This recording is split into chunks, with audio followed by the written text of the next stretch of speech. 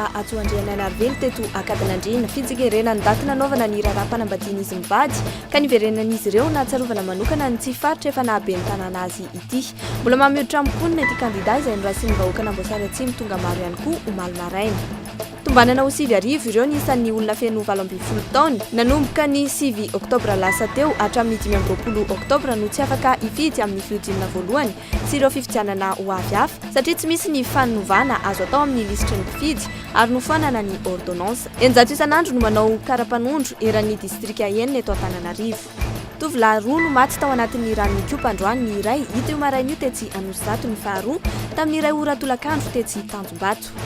Takohiro Nakai 7 taona io no zandriny indrindra no raisin'ny Real de Madrid io fa naompanao baolina kitra matianina. Mahatalanjona ny fahaizany efa olo malaza any Japon ity tovolahy ity no io vaovao io. Ny andinindin'ny vaovao anasananao anaraka izany hatramin'ny farany.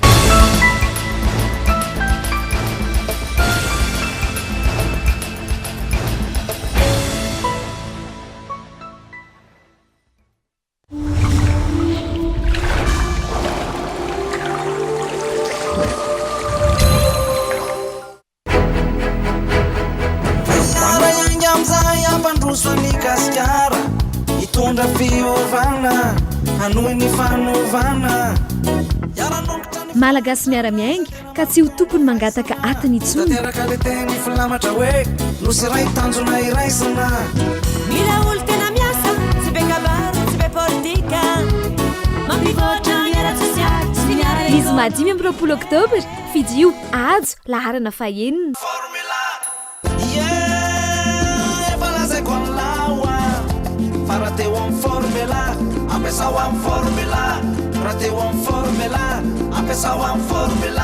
tena marina izany. Efa naparako anao hatrizay fa formula ho any tena milay petsaka be ho any dentifrice fa formula ho ano matsara nify manafotsiny nify tena marina mihitsy sady miaro ny nify tena marina mihitsy karaha teo amin'ny formula ampiasa ho amin'ny formula.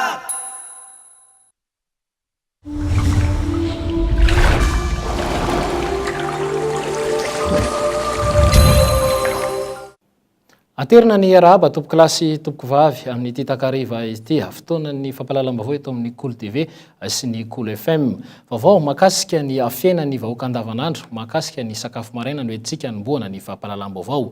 Maika sahiran-dava manenjika fotoana antony tsy ahavitana sakafo maraina ara-potoana reo isan'andro na ho an'ny mpiasa na ho an'ny mpianatra. Ny sakafo maraina araka izany dia izay mora karakaraina no ataon'ny ankamaroany ireo tokantrano. Rahantsika ny fanadihadiana makasika izay. Tahaka ny ahoana ny fomba fisakafoanana eto an-drenivohitra amin'ny maraina. Manenjika fotoana idirana any am-pianarana na any am-piasana. Azakazaka vao maraina no anombohana ny tontolo andro. Maro ny efa miala amin'ny varosoa no ny avizanana amin'ny hariva ka tsy ahafahana amin'ny vao maraina. Sakafo maraina izay dia mofo dite ny sakafonay.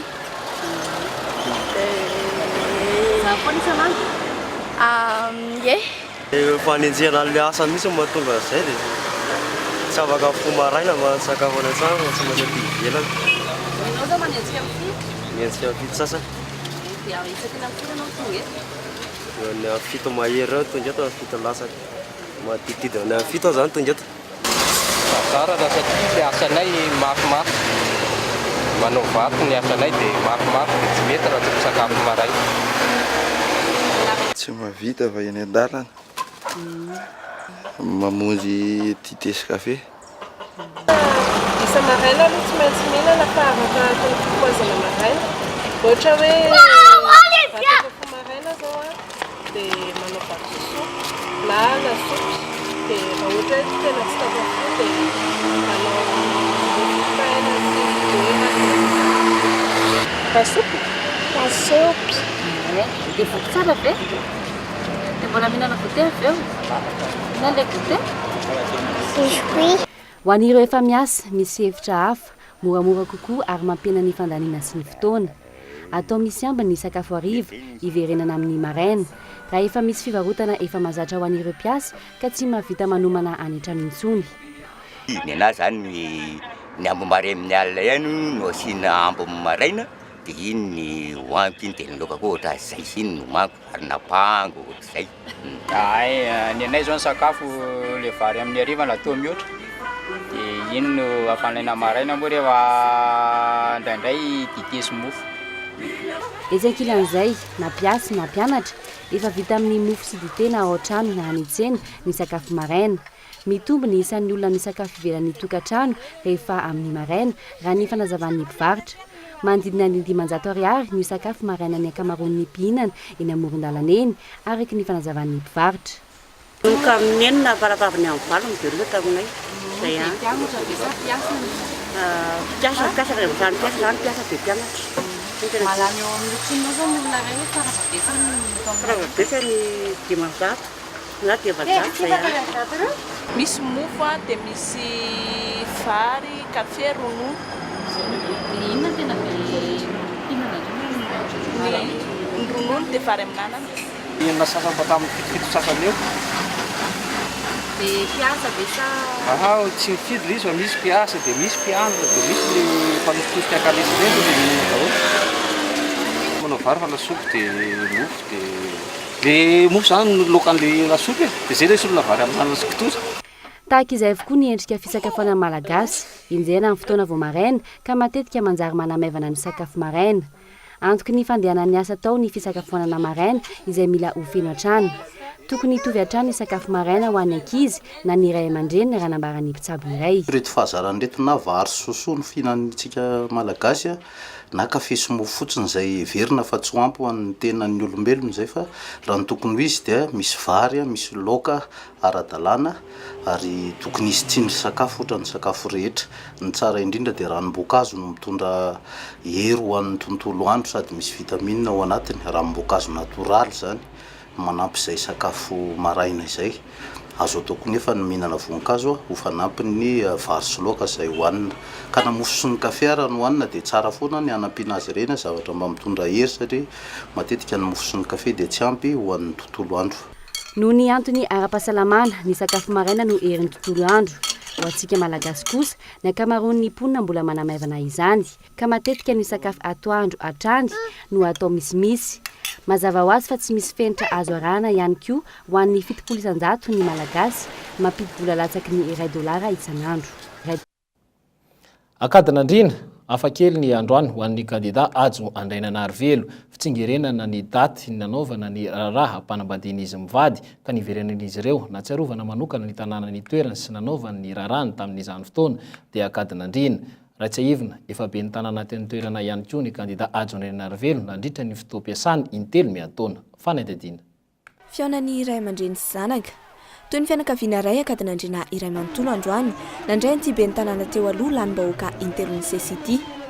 Tsara ny nataon'ny ajo andriany anarivelo teto amin'ity tanàna ity raha ny fanazavan'ny vahoaka nandray azy teto na dia ny fotoana fohy aza no niaonan'izy ireo. Zava-dehibe tamin'ny mponina teto amin'ity tanàna ity ny fanatritava tamin'ny kandida ajo mivady ankoatra ny tany amin'ny faritra maro ny fampizaran'izy mivady tamin'ireo mpiaramonina aminy ity tontolo andro ity. Androany ny anniversaire mariage na mivady dia tsy maintsy faly fanatritava amintsika rehetrarehetra na dia mbola lavidavitra raha anarana lehibe hoe ndeha vetivety akadin'andrina. Sokanareo namaly antso na dia somary tampotampoka satria arakaraka ny toetrandro naika tsy afaka nandalo tampiny helikoptera androany fa ratsy be ny toetrandro no hitantsika izay andro vitsivitsy fa no fitahin'Andriamanitra dia tafahoana ihany tsika. Dia afatra faridolo ny fianakaviana ny havana mantsaka izay raha Madagasikara fa tsy maintsy ataontsika tonga ty akadin'andrina ny filoham-pirenena betsaka izay mandalo teto izay no azany hoe amboarinay akadin'andrina ataonay an'izao ataonay goudron ataonay anitsy tsy androtsika tsony zany fa ho ataontsika ho alaitsika mihitsy ny fahefana anamboarantsika azy manomboka izao ely zay ela nametrahana antsika natao tohatra fiakarana foana sisy amin'ireo filoham-pirenena mitondra teto Madagasikara ireo ka tsy nampitsika satria zay nitaizana antsika hoe mahay mity tanindrazana ary indrindra mankafy tanindrazana ary za samy rehareny amin'ny alehako rehetrarehetra any hoe zay zavatra nitantaminay avy any akadin'andrina dia zavatra mandeha daholo niezaka izay tamin'ny commune niezaka tamin'ny ministra niezaka tamin'ny prime ministre lefitra dia ho hitanareo zay fa rehefa kadin'andriana mitondra firenena dia io vatanteraka amin'izay Madagasikara zay tsy teto ankadin'andriana ihany anefa fa distrika 5 noho ny tsy dian'ny kandida Adjoandriany Anarivelo androany tontolo ny fampizaran'izy ireo ny hafaliny noho ny tontolo androany. Nisy olo tena ny mponina kadin'andriana kosa nampahery azy ireo noho ny fanenjehana re etseroa ataon'ny mpanao politika amin'izao fifaninanana filoham-pirenena izao.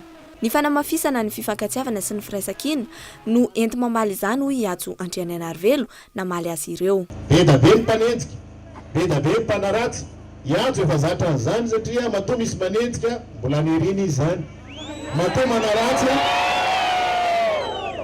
manaratsy ratsy tare izy zany.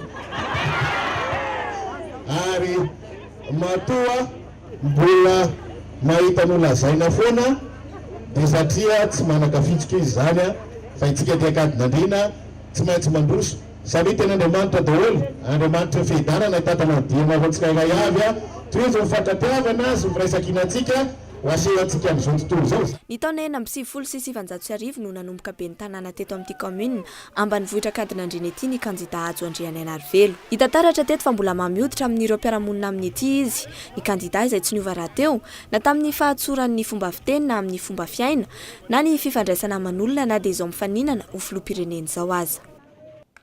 Adjoandriany Anarivelo tany Atsimon'ny Nosy Ambovombesy Tolanar ary Amboasaratsimo no niaonany tamin'ny vahoaka omaly ho an'ny tao Amboasaratsimo manokana ny ariary fa mangetaeta fiovana mafy sy fanjakana iaro azy ireo marina ny mponina ny antoerana na dia antenatena mpotona aza no natongavan'ny kandida Adjoandriany Anarivelo ary namely mafy ny andehanjola any antoerana tsy nasakana ny vahoaka ny Amboasaratsimo tsy ho tonga nalina izany fanadihadiana.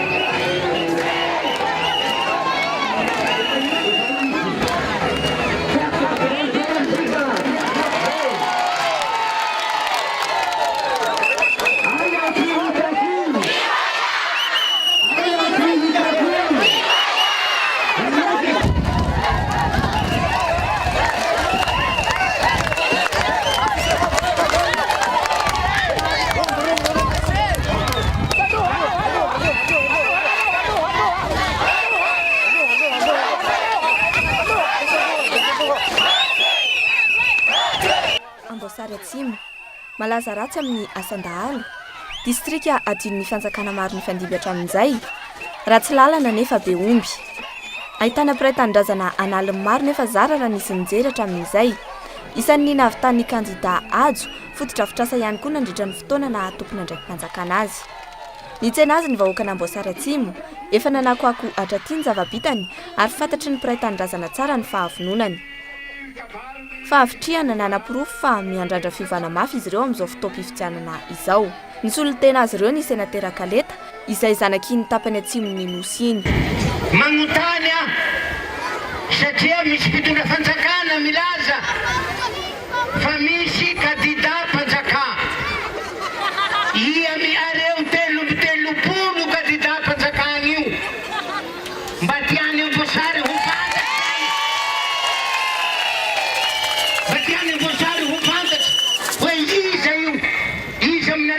telopolo zany kandida mpanjakana mpitahorana anay eto zany mila valiny zay raiky zay faharoa mikasika ny fampianarana na eny zahay fa misy kit scolaire izay hozaraina hono amin'izany agnaminy zany kandida mpanjakana zany ka miala tsiny aho tompo ary mampitandrina ny tompona andraiky tao amin'ny fampianarana satria nanontany secrétaire général aho omaly dia nilaza izy hoe tsy azo atao zany monsieur le sénateur satria ny UNICEF ny nagnome an'io banque mondiale union européenne dia tsy azo atao fitaovana ara-politique ka ny mampalahelo dia ohatrany heverin'olo zany dia ataony hoe fanjakana tsy misy firenena zany Amboasary eto dia zay te hiteny vandy mizakavandy eto ka miangavy le olo tompona andraiky ta hinareo ro mizara azy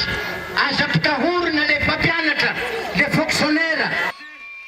manoloan'izany tsy matahotra izay kandidam-panjakana sy ireo olona mampiasa herim-panjakana entina manao fampelezan-kevitra ankehitriny ny kandida ajo ary nanantitrantitra fa mila misedra vahoaka ary efa niasa ho an'ny vahoaka no tokony ho filoham-pirenena.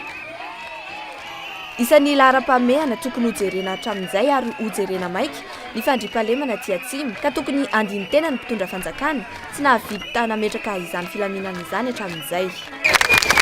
Raha wakatia maly dia izao no lazaiko tamin'ny pression sy liana izay namorona ny miriny ary miaraka tamin'ny fony.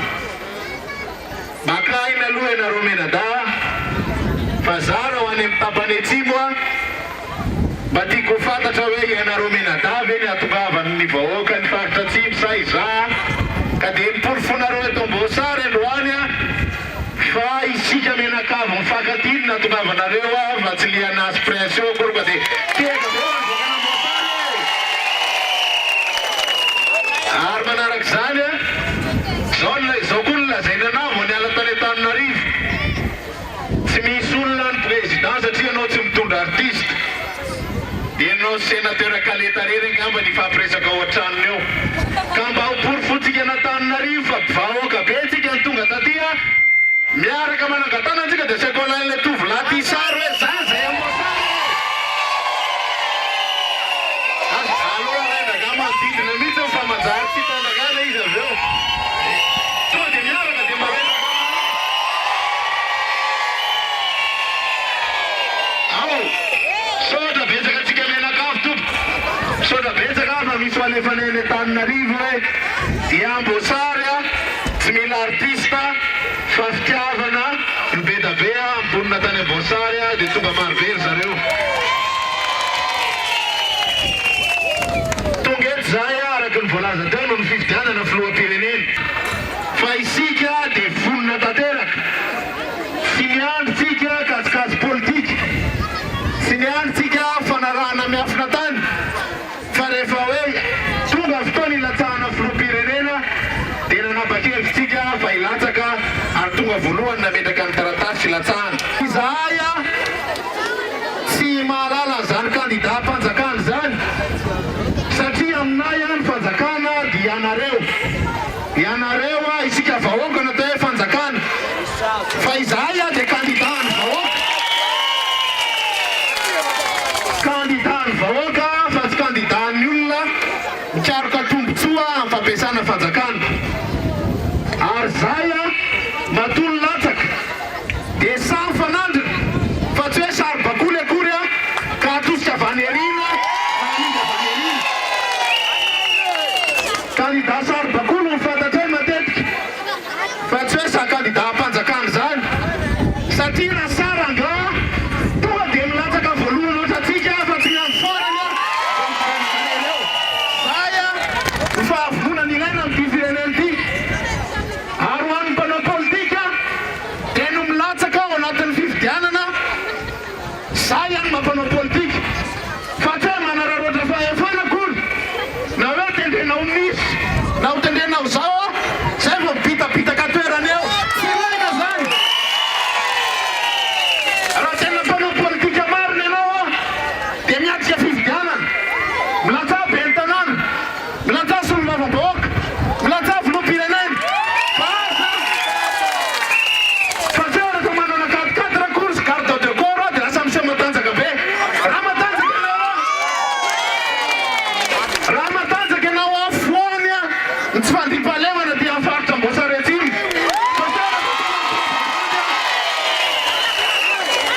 raha milaza fanjakana marina ianao ka milaza solon-tena-panjakana ka milaza fa manana kandidat-panjakana dia tao zay olana mahazo amin'ny vahoaka zay fa tsy hoe rehefa tonga ny fifidianana ka tiaka amin'ny fony vahoaka dia milaza ho mpanao politika sy kandidat-panjakana mpanao politika zany samy joro samy latsaka samy tady ny safidim-bahoaka fa tsy olona mandeha dia Antananarivo zay ny fanovana ilaina eto amin'ny firenena tsy kobakambafitsy na fanantenana pokatsy fandaminana ny rafi-piarahamonina ny fifampitokisan'ny samy malagasy ary ny fanatsarana ny fiainan'ny isa-tokantrano no laharam-pahamehana ho tombontsoin'ny vahoaka malagasy fa ombiazana tanteraka ity fampelezan-kevitra ity Tafitan'ireo mpiara-miasa rehetra tamin'ity kandida ity ny vinam-piarahamonina sy ny fandaharan'asa hoentin'ny ampandroso sy manavitra ny Madagasikara. Raha tsy hijery afa-tsy ny teto Amboasary azo ny ajo ny fon'ny vahoaka. Ambovombe taka ny distrika maro tany amin'ny faritra atsimo no fanany mpitondra laingan-trany hatramin'izay ny fahoren'ny mponina amin'ny tsy fahazavona rano fisotro madio no ararotiny ny mpanao politika. Lasa tsangam-bato ilaina ambara fa sy ny bendrano notokanana tany amin'ny roa taona lasa ka tsy faly amin'ireo mpitondra nanao fampanantenana pokaty ny vahoaka atsimo hoy izy ireo androany manoloana ny kandida ajo ny Anarivelo izay antenain'izy ireo fa hanova tanteraka ny tantarany Madagasikara. Fanadidina.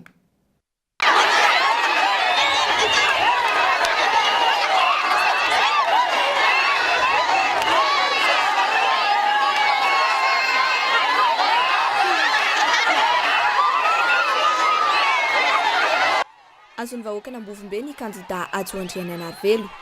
Avy hatrany dia nifandray ny tadin-dokanga.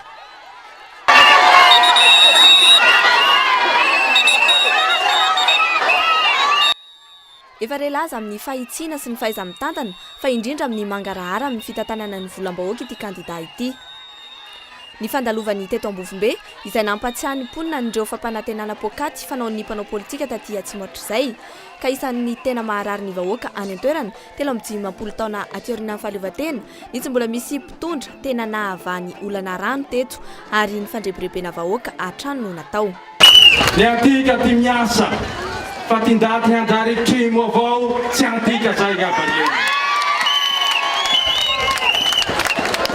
Manjary trimo satria izao dradradradrainy amin'ny télévision amin'ny fahitalavitsy era Antananarivo era Madagasikara fanao mikamarano malio tika avy isa-tokantrano iranoy tsy mana problemo rano tika inareo reny ro mamaly mariny zay sa tsy mariny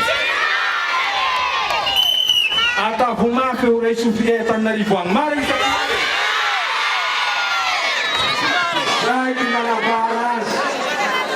fa tsy mariny ho avandreza fa masino tany eo misy zagnahary ty ambony ao mitsara tika lazay fa misy rano tika na mandeha milalagny mandeha faradofay inareo igo tsangom-bato indroa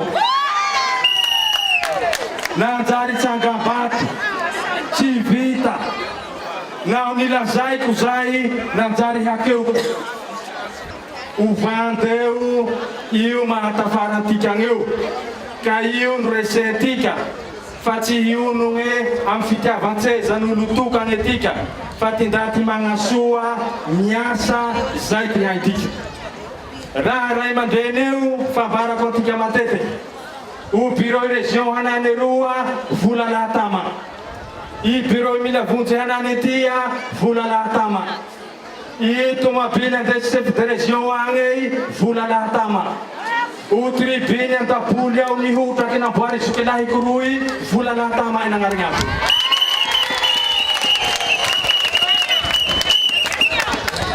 ty pavé tya ietinagny aport commune vola lahatama i camion beny ginoke W vola lahatama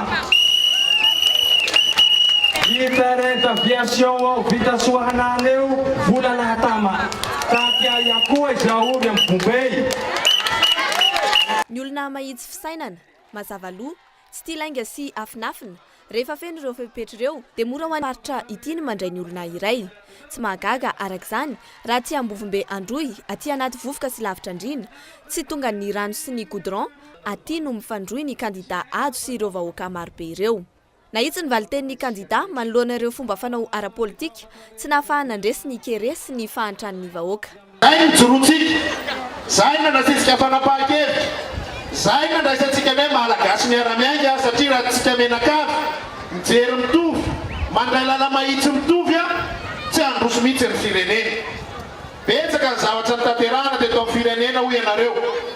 Kely anefa zany raha oharina amin'ny filan'ny vahoaka ray manontolo. Reo zavatra rehetrarehetra natao taty reo tsy volany ajo akory reo fa volantsika volam-panjakana nasaina ny tantaninay ary nangataka taminay ianareo dia nivalinay satria tsy volanay io fa volantsika menakavy ihany dia zay no asany natao hoe asa-panjakana Zay natao hoe mitantana firenena. Misy ane olona teto amitsika zanakitsika avatsika impiry efa minisitra impiry miady minisitra fa inona nataony taty amin'ny faritra androy inona ny faritra nataony taty amin'ny faritra nosy naika iteny hoe jiro tsy mandeha ny rano tapaka afinareo moa no miteny an'le izy zany ve ny fanaovana politika anapaka ruban ve ny fanaovana politika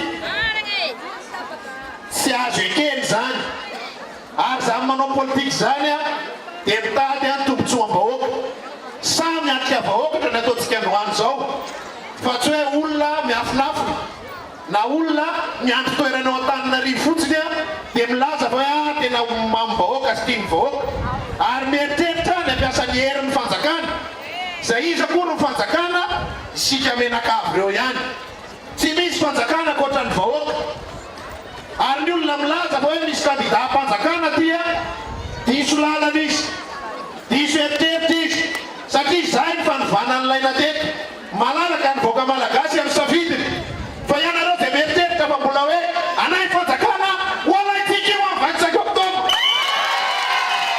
aseho atsika azy fa ny fanjakana misy farany anaiky nareo sa tsy manaiky alaitsika sa tsy alaitsika alaitsika io ary tsy metsika azy satria zany fanjakana zany a dia tokony ho an'ny tombotsoam-bahoaka fa tsy ho an'ny tombotsoany akory tsy nandaitra ary iomezan'ny vahoaka malagasy fotsiny ny fikasana amakivaky azy ireo amin'ny resaka foky sy firazanana taty amin'ity faritra atsimo ity izay isan'ny nivizan'ny kandida hafa ny resam-piaviana iheo ha président fa vita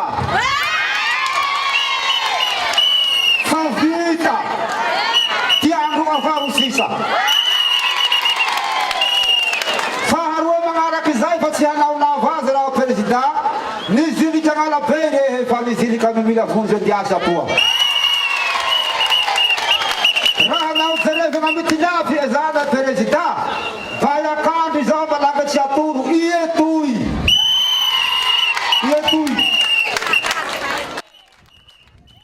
herinandro mahery sisa dia hifarana ny fampelezan-kevitra voarainy vahoaka malagasy ary tafita ny vinam-piarahamoniny malagasy miara-miainga voapirofatra treto fa tsy nisy latsa-danja ny fandraisan'ny vahoaka n'ity kandida ity na an-tanan-dehibe na ambanivohitra na any amin'ny tany lavitra tahaka izao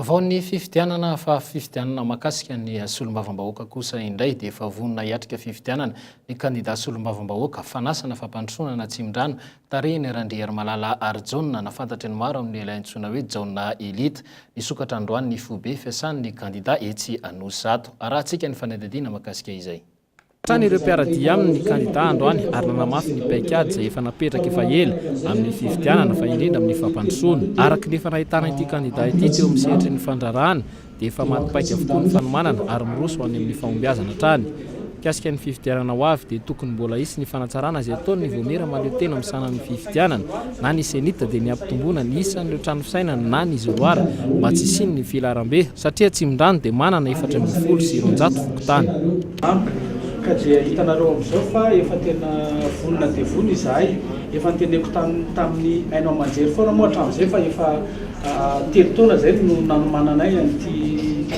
filatsahako fidiana solombavam-bahoaka ity ary anisan'ny kandida voalohany indrindra nametraka ny atota taratasy teo amin'ny anivon'ny oveka ny tenanay ka dia zao hitanareo zao efa vonona tanteraka satria efa misy mihitsy zany ato ny ekipa solotena isaky ny commune efa misy ihany koa ny ekipa any solotena roa isaky ny fokotany zay mariako moa fa eto amin'ny district na Tsimdrano no commune be indrindra eto Madagasikara satria 26 commune izy ny eto ary eto ihany koa ny be fokotany indrindra satria 214 fokotany ny eto amin'ny commune district na Tsimdrano ity rahantsika malala moa fa nisan'ny be mponina be ihany koa izy ity ao arinan'ny district na Antananarivo renivohitra izany ka noho izany mila fanomanana aza fanomanana zany zany tena mila atao matotra tsara fa tsy ataontsika hoe taitaitra ka dia rahantsika mahita amin'izao fa efa mipetrapetraka daholo ny anay zany na ny organigramme zany amin'ny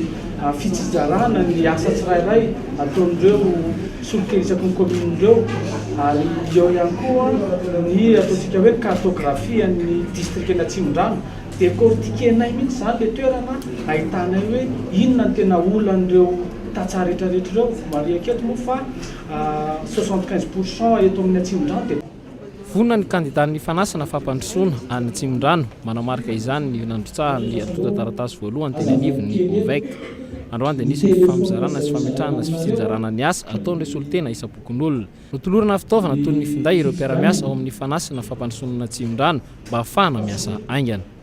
Araka ny teny Economie raha ohatra ka tsy ataon'izareo 5 isolement isaky ny bureau de vote dia hosahirana itsika hoe laveo vidividiana io fa nahita hevitra ihany izy aloha zany 254 bureau de vote natao tamin'ny voalohany zao napekariny 344 zany hoe azo eritreretina ihany zany aloha fa raha ny tena izy aloha na 344 io zany tokony ataon'izareo 4 isolement dia mety satria raha ohatra ka 600 fotsiny zany isaky ny bureau de vote raha ohatra ka isaky ny bureau de vote 600 olona ifidy ka raha ohatra ka isolara ray dia amin'ny roa maraina ny ampitsony vao vita le fifidianana.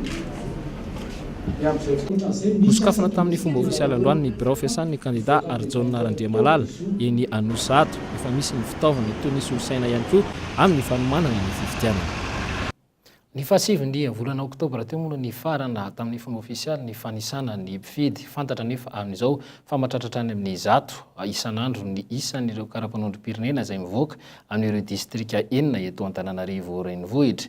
Nanambara ny lefitry ny prefekturan'ny polisy fa ny ankabeazan'izy ireo dia efa tafiditra ao anatin'ny izy mpifidianana avokoa fanadihadiana. Ho any anivon'ny distrika izay nanaovana ny fanadihadiana isaky tsy voasoratra intsony amin'ny izy mpifidianana ireo feno 20 taona tamin'ity volana ity atoka efa nanambarana sy hita fa anisan'ny tokony voasoratra ao anatin'ny karne avokoa ireo feno 20 taona nefa tsy mbola manana karapanondro araka ny fanisana izay natao. Tonga teny amin'ny fitotany zany tamin'ny atsasaky ny volana septembre dia hoy izy hoe aterina androany le aterina le lisitra mpifidy izany hoe tsy afaka misoratra amin'le lisitra mpifidy intsony. Mbola tsy tonga le mpanisa mpifidy. Za vao nanao karapanondro mbola tsy voasoratra fa ny ao aminay efa voasoratra daholo sy manana karapanondro. Zay za vao feno taona dia nanao karapanondro efa tany amin'ny fokotany fa mbola tsy tao anatin'ny lisitra mpifidy. Ny fahasiviny volana oktobra lasa teo ny farana ny fanisana mifidy eny amin'ny telopolo valonjato sy fito tapitisa ny isan'ny farany eo am-pelatana ny senety. An'Antananarivo ny anivon'ny distrika enina eto Antananarivo renivohitra dia zato isan'andro ireo feno 20 taona no manantana no ny anaovana karapanondro. Izany hoe hatramin'ny fahasiviny oktobra ka hatramin'ny 4 ny volana oktobra dia mahatratra 7 ireo feno taona tsy afaka maneho ny safidiny amin'ny fifidianana amin'ny 20 ny volana oktobra ho avy izao. Anatin'ny roa na telo volana teo dia ho an'ireo izay feno taona dia somary midina raha tany amin'ny volana Jolay tany izy dia mahatratra any amin'ny 200 isan-kerinandro any. Rehefa taty amin'ny hoy izy dia midina ao amin'ny 100 anelanelana 100 ka hatramin'ny 70. Misy ny sasasasany mbola tsy ao satria efa misy an'le fanakatonana ny lisitra moa dia misy le mbola tsy nanao ny karapanondro dia tavela tateo aoriana dia tsy tafiditra ny sasany fa azo ataony tena fa vitsy kely. Le tao anatin'ny telo volana aloha betsaka ny tafiditra fa le tato amin'ny faraparany no misy tsy tafiditra. Araka izany dia maro le tanora feno 20 taona izay tsy afaka hifidy ary aneo safidiny. Anao ahoana koa ny tany mpifidy amin'ity fifidianana ity. Fanarahana ny lalàna mahakasika kosa ny fotoana ny fifidianana amin'izao fotoana izao dia toy indray androany ny fanalana petadindrina nataony teo anivon'ny commune Antananarivo renivohitra teny amin'ny tonelina Ambanidia sy Amboda no nantanterahana izany ho atoandrio. Niara-nisa lany teo anivon'ny commune sy ny mpamonjy voina ary ny polisy kominaly androany nanala ireo petadindrina amin'ny toerana tsy ara-dalàna nipetraka manoloana ireo tonelina ireto. Fanazavana sy fanadihadiana. Tsy manara-dalàna reto kandidat reto, tranom-panjakana, fitaovana iombonana, abribus, rindrin'ny orinasa, andrinjiron'ny jirama, samy toerana tsy azo ametahana petadindrina avokoa ireo toeran'ireo kanefa dia nanaovana fanadiovana androany. Tsy mahafeny olona ve reto kandidat reto sa manao fanahininy? Vokatry ny tsy fanarahan-dalàna nataon'izy ireo dia voaterina nadio indray io atoandro iny teo anivon'ny tanàna Antananarivo. Vokatry ireo zava-misy ireo dia manentana an'ireo kandida mba hanome baiko ireo olony mametaka an'ireny petadrindry ireny mba ho ao amin'ny toerana voatokana ihany. Arahantsika amin'ny fanazavan'ny kolonely Rakotondra-Miarana talen'ny fahadiovana eto amin'ny tanàn'Antananarivo. Tanana ihany zany ho an'ireo kandida izay mivoaka ho filoham-pirenena hoe mba tokony fehiny mpametaka fisy amin'ny toerana tokony ametrahana azy. Faharoa araka izay zany dia miangavy koa, miangavy amin'ny tompona ndraiky karakarahan'ilay fametahana fisy mba ho ataony tsara ilay izy. Fa mandalo sahirana ilay mpametaka fisy na zava-metaka fisy eny amin'ny tokony izy. Tamin'ny propagande zany efa nisihitaka eny amin'ny ndraiky hoe ery dia tokony ametahana ilay fisy ery dia efa misy atao amin'ny série dia io. Fa ny olona nefa tsy voafehy fa mametaka eny amin'ny zany. Ho an'ny olon-tsotra ahafahana mitaratra ny ho toetra sy ny ho fomba ataon'izy ireo rehefa tonga eo amin'ny fitondrana ireny fandikan-dalàna fametahana petadrindrina amin'ny toerana tiana asiana azy ireny.